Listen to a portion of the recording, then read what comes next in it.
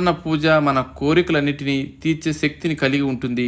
అదేవిధంగా పూజలో మనం చాలా నియమాలను పాటించడం కూడా అంతే ముఖ్యం.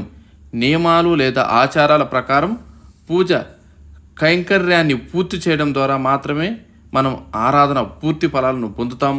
కానీ తెలుసో తెలియకో కొందరు పూజా సమయంలో కొన్ని తప్పులు చేస్తూ ఉంటారు. దీనివలన వారికి పూజా ఫలం లభించదు, పూజ అసంపూర్ణంగా ఉంటుంది.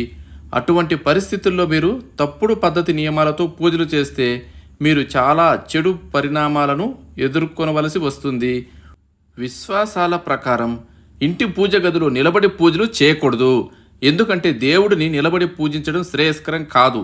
ఈ విధంగా పూజ చేయడం వల్ల మనకు ఎలాంటి ఫలితం కూడా లభించదు.